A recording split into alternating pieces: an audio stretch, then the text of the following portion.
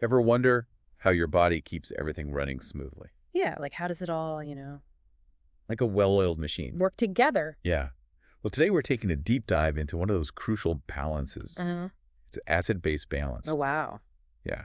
So we're talking about how your body maintains that delicate pH level Right. to keep everything functioning. Oh, okay. Interesting. So get this, we're going to explore 4 main disorders: Okay. acidosis, alkalosis, metabolic, and respiratory. Hmm. But don't worry, we'll break down these terms. Okay. It's simpler than it sounds, I promise. All right. And you know what's really fascinating? What's that? These disorders, they're way more common than you think. Really? Oh, yeah. And things you wouldn't even imagine, like diarrhea or even a panic attack, Oh, wow. can totally throw things off. I would not have thought of those things. Right. So we're using this super interesting medical lesson as our guide today. Okay, cool. All right. So let's jump right in. All right. So first up, metabolic acidosis. Now, our source, it describes this as having too much acid in your blood. But I got to ask, how does that even happen? Yeah. It's not like we're just drinking lemon juice straight into our veins, right? Right. It's definitely more complex than that. Yeah. One way this can happen is through something called diabetic ketoacidosis. Oh, okay. So if someone's diabetes isn't managed well, their cells, they can't really use glucose for fuel, Uh-huh. so they have to find another source. Right. They start burning fat, and this creates ketones as a byproduct. Okay. Problem is, ketones are acidic, and if I they know. build up, Yeah. it throws the blood pH off. Gotcha. So it's like a chain reaction. Exactly. But what about people who don't have diabetes? Right. What else can cause this acid buildup? Well, there's another culprit, lactic acidosis. Lactic acidosis. Yeah, you might think of lactic acid, after a hard workout. Sure, yeah. But it can also build up during really severe infections or even shock. Oh, wow. It's kind of like when your body's oxygen supply is low, Mm-hmm. it has to shift to this less efficient way of producing energy. And lactic acid is, well, it's a side effect of that. I see. Yeah, So it seems like the kidneys would be involved in all of this. absolutely. I mean, they're the filters, right? They are. They Yeah. filter out all that extra acid, Uh-huh. really helps maintain that balance. But if they're not working the way they should, Right. the acids can build up. And then And you guessed it, metabolic acidosis. it all comes back to that. It sure does. Okay, so we've covered the acidic side. Right. Now let's talk about metabolic alkalosis. Okay.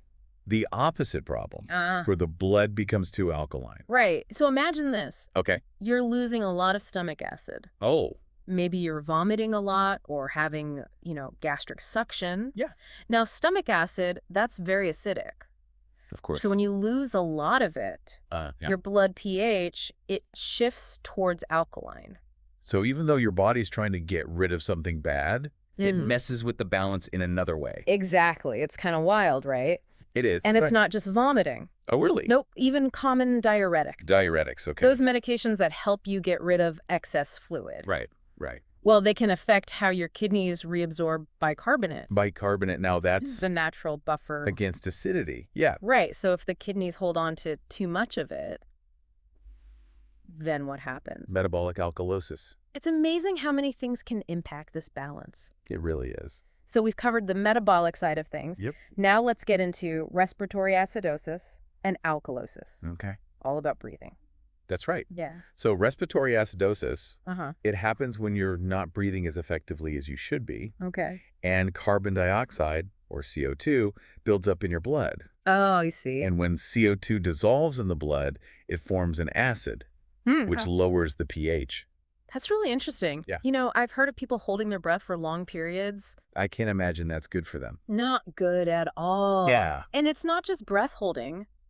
Conditions like COPD, where it's hard to fully exhale, Right. that can lead to CO2 buildup and respiratory acidosis. So that's too much CO2. Right. What about not enough? Good question. Yeah. That leads to respiratory alkalosis. Okay, so it's the flip side. Exactly. If you're breathing out CO2 faster than your body's producing it, your blood becomes more alkaline. I see. Like when you hyperventilate during a panic attack, Oh, right. those rapid breaths, Yeah. they lead to a really fast expulsion of CO2 But now at alkaline shift. it's a delicate balance. It really is. I'm curious, how does the body even try to restore balance when things get out of whack? Well, the lungs and kidneys, they work as a team. Oh, wow. So, for example, in metabolic acidosis, Uh-huh. where the blood is too You've acidic, been listening Right. to the the Learning lungs might try to Podcast, a compensate production by of breathing metaNESTA. faster Oh, Remember, to blow off more learning CO2. is a journey. Trying to get that pH One back step, to normal. so it's one not just insight, one organ working one alone. skill at No, a it's time. a team effort. We'll The whole see you system next working time. together. Keep learning, That's stay incredible. curious, Yeah, it and shows as how always, interconnected everything is. be awesome. Absolutely. So, listener, now you have a deeper understanding of what happens when your body's pH gets thrown off balance. But here's something to think about. Okay.